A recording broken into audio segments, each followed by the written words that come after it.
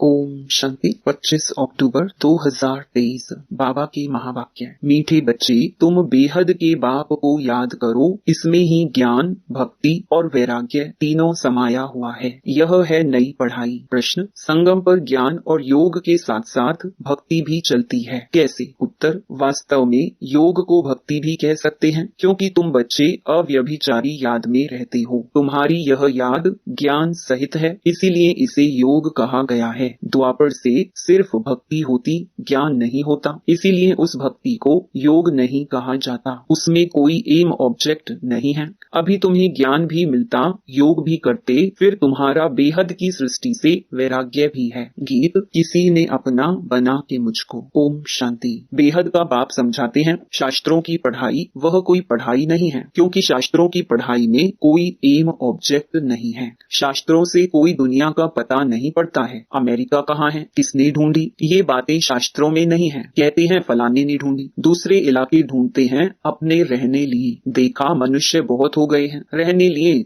जमीन तो चाहिए ना। अब ये सब बातें पढ़ाई की हैं, इसको एजुकेशन कहा जाता है। तुम्हारा भी यह एजुकेशन है।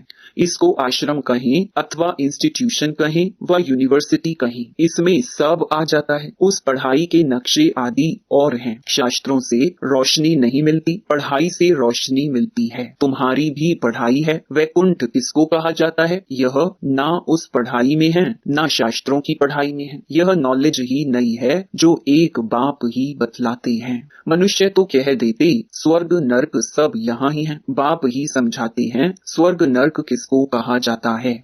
यह बातें ना शास्त्रों में हैं, ना उस एजुकेशन में है। तो नई बातें होने कारण मनुष्य मूंझते हैं, कहते हैं ऐसा ज्ञान तो कभी सुना नहीं। यह तो नई वंडरफुल बातें हैं, जो कभी कोई ने नहीं सुनाई है भी बरोबर नई बातें। ना उस एजुकेशन वाले सुना सकते, ना सन्यासी आदि सुना सकते। इसलिए परम पिता परमात्मा को ही ज्ञान का सागर कहा जाता है। बेहद की हिस्ट्री, ज्योग्राफी भी समझाते हैं। ज्ञान से स्वर्ग और नर्क का विस्तार भी सुनाते हैं। यह नई बातें हैं ना। इस पढ़ाई में सब कुछ है, ज्ञान भी है, योग भी है, पढ़ाई भी है, भक्ति भी है।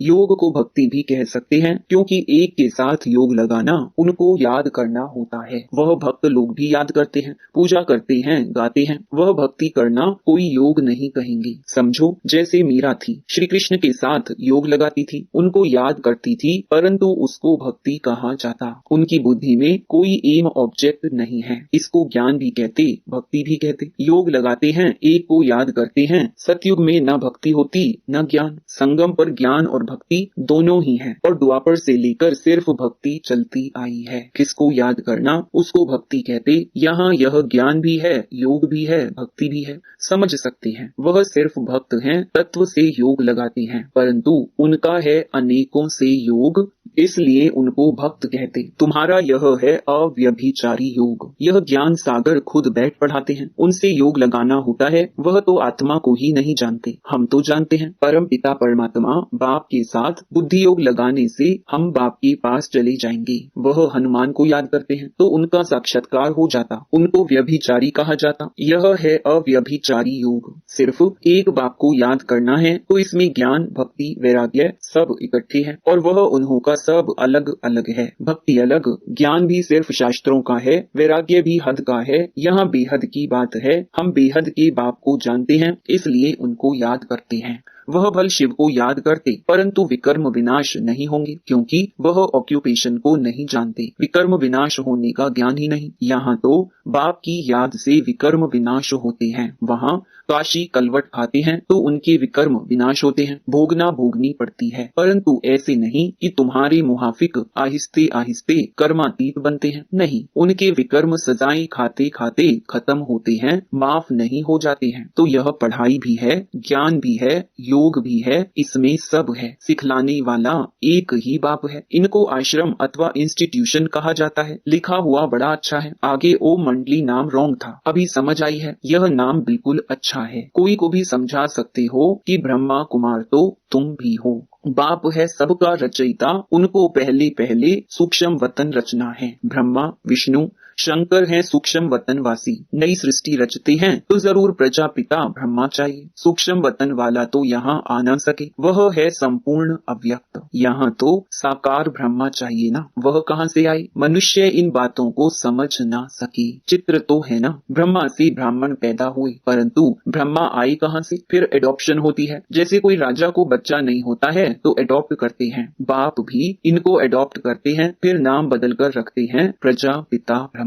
वह ऊपर वाला तो नीचे आ न सके, नीचे वाले को ऊपर जाना है, वह है अव्यक्त, यह है व्यक्त। तो इस रहस्य को भी अच्छी रीति समझना है, क्योंकि सबका प्रश्न उठता है। कहते हैं दादा को कभी ब्रह्मा, कभी भगवान, कभी श्री कृष्ण कहते हैं। अब इनको भगवान तो कहा नहीं जाता, बाकी ब्रह्मा और श्री कृष्ण को तो कह सकते हैं, क्योंकि श्री कृष्ण सुंदर से श्याम बनता है। तो जब रात है तब कहेंगे ब्रह्मा, जब दिन है तब कहेंगे श्री कृष्ण। श्री कृष्ण की आत्मा का अभी यह अंतिम जन्म है और यह श्री कृष्ण है आदि का जन्म। यह क्लियर कर लिखना पड़े। 84 जन्म राधे कृष्ण के व लक्ष्मी नारायण के बताने पड़े। यहाँ फिर उनको एडॉप्ट करते हैं तो ब्रह्मा का दिन और ब्रह्मा की रात हो जाती, वही फिर लक्ष्मी नारायण का दिन और रात। उनकी वंशावली का भी ऐसे हुआ। तुम अब ब्राह्मण कुल के हो, फिर देवता कुल के बनेंगे, तो ब्रह्मा कुमार कुमारियों का भी दिन और रात हुआ ना। यह बड़ी समझने की बातें हैं। चित्रों में भी क्लियर है, नीचे तपस्या कर रहे हैं, अंतिम जन्म है। ब्रह्मा आए कहाँ से, किससे पैदा हो? तो ब्रह्मा को एडॉप्ट करते हैं, जैसे राजा एडॉप्ट करते हैं, फिर उनको राजकुमार कहते हैं, ट्रांसफर कर देते हैं, प्रिंस ऑफ फलाना। पहले तो प्रिंस नहीं था, राजा ने एडॉप्ट किया तो नाम डाला प्रिंस। यह रस्म रिवाज चलती आई है। बच्चों को यह बुद्धि में आना चाहिए, दुनिया नहीं जानती कि बाप कैसे पुरानी दुनिया का विनाश और नई दुनिया की स्थापना करते हैं। यह रोशनी तुम बच्चों को है, तुम्हारे में भी नंबरवार है। आगे चलकर छोटी छोटी बच्चियां भी बहुत तीखी होती जाएंगी, क्योंकि कुमारियां हैं। लिखा हुआ भी है कि कुमारियों द्वारा बाण मरवाई। कुमारियों का चमत्कार नंबर 1 में गया है। मम्मा भी कुमारी है, सबसे तीखी गई है। कहा जाता है डॉटर शोज मदर, मदर तो नहीं बैठ कोई से बात करेगी, यह माँ तो हो गई गुप्त, वह मम्मा है प्रत्यक्ष। तो तुम शक्तियों अथवा बच्चों का काम है माँ का शो करना। बहुत अच्छी अच्छी बच्चियां भी हैं जिनका पुरुषार्थ अच्छा चलता है। कौरव संप्रदाय में भी किन्हों के मुख्य नाम है ना, जो महारथी है, यहाँ भी महारथियों के नाम है। सबसे बड़ा है शिव बाबा, ऊंच ते ऊंच भगवान, उनका ऊंचा ठाव है। वास्तव में ठाव रहने का स्थान तो हम आत्माओं का भी ऊंच है। मनुष्य तो सिर्फ महिमा करते रहते, जानते कुछ भी नहीं। हम आत्माएं भी वहाँ की रहने वाली हैं, परंतु हमको जन्म मरण में आकर पार्ट बजाना है। वह जन्म मरण में नहीं आते, पार्ट उनका भी है, परंतु कैसे है यह भी तुम जानते हो। अभी तुम बच्चे समझते हो यह शिव बाबा का रथ है, अश्व अथवा घोड़ा भी है, बाकी वह घोड़ा गाड़ी नहीं है। यह भी जो भूले हुए हैं, यह ड्रामा में नूंद है। आधा कल्प हम भी भूल में भटकते भटकते एकदम भटक जाते हैं। अभी रोशनी मिली है तो बहुत खबरदार हो पड़ी हैं। जानते हैं यह पुरानी दुनिया खत्म होनी है, हमको नष्टो मोहा बनना है। कमल फूल समान गृहस्थ व्यवहार में रहते नष्टो मोहा बनने का पुरुषार्थ करना है। तोड़ तो सबसे निभाना है, साथ भी रहना है। यह भट्टी भी बननी थी जैसे कल्प पहले बनी थी। अभी तो कहते हैं गृहस्थ व्यवहार में रह मेहनत करनी है, यहाँ घर बार छोड़ने की बात ही नहीं। हम तो घर में बैठे हैं ना, कितने बच्चे हैं, लौकिक भी थे ना, छोड़ा कुछ भी नहीं है। सन्यासी तो जंगल में चले जाते हैं, हम तो शहर में बैठे हैं, तो उनसे तोड़ निभाना है। बाप की रचना है, बाप कमाकर बच्चे को वर्षा देते हैं। पहले तो वर्षा देते हैं काम विकार का, फिर उनसे छुड़वाकर निर्विकारी बनाना बाप का ही काम है। ऐसे भी होते हैं, कहाँ बच्चे माँ बाप को ज्ञान देते हैं, कहाँ बाप बच्चों को ज्ञान देते हैं। यह है ही राजयोग, वह है हठ योग। आत्मा को नॉलेज मिलती है परमात्मा से। मैं ब्रह्मा राजाओं का राजा था, अब रंक बना हूँ, रंक से राव गाया हुआ है। बच्चे जानते हैं हम जो सूर्य वंशी थे अभी शूद्र वंशी बने हैं। यह भी समझाना पड़ता है, नर्क और स्वर्ग अलग हैं। मनुष्य यह नहीं जानते। तुम्हारे में भी कितने बच्चे कुछ नहीं जानते, क्योंकि तकदीर में नहीं है तो पुरुषार्थ क्या करेंगे।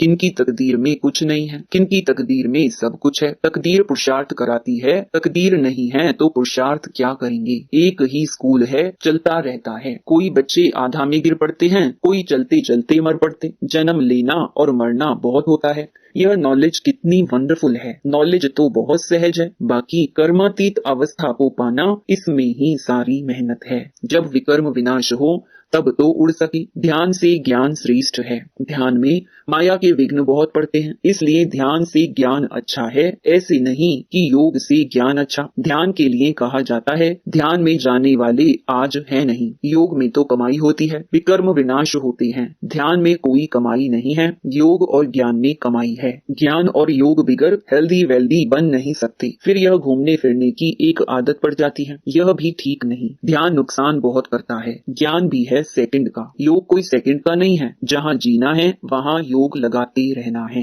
ज्ञान तो सहज है, बाकी एवर हेल्दी निरोगी बनना इसमें मेहनत है। सवेरे उठकर याद में बैठने में भी विघ्न बहुत पड़ते हैं। पॉइंट्स निकालते हैं तो भी बुद्धि कहाँ की कहाँ चली जाती है। सबसे जास्ती तूफान तो पहले नंबर वाले को आएंगे ना, शिव बाबा को तो नहीं आ सकते। बाबा हमेशा समझाते रहते हैं, तूफान तो बहुत आएंगे, जितना याद में रहने की कोशिश करेंगे उतना तूफान बहुत आएंगे, उनसे डरना नहीं है, याद में रहना है, स्थिर होना है। तूफान कोई हिला न सके, यह अंत की अवस्था है, यह है रूहानी रेस। शिव बाबा को याद करते रहो, यह भी समझने की और धारण करने की बातें हैं। धन दान नहीं करेंगे तो धारणा नहीं होगी, पुरुषार्थ करना चाहिए। 2 बाप की पॉइंट इसको समझाना बहुत इजी है, यह भी तुम ही जानते हो। बाप 21 जन्मों का वर्षा देते हैं। तुम कहेंगे इन लक्ष्मी नारायण को बाप से 21 जन्मों का वर्षा मिला है। बाप ने उनको राजयोग सिखलाया और कोई मुख से कह ना सके कि उन्हें भगवान ने यह वर्षा दिया है। दुनिया में कोई किस बात में खुश रहते, तुम जिस बात में खुश हो उसको कोई नहीं जानते। मनुष्य तो अल्पकाल क्षण भंगुर के लिए खुशी मनाते हैं।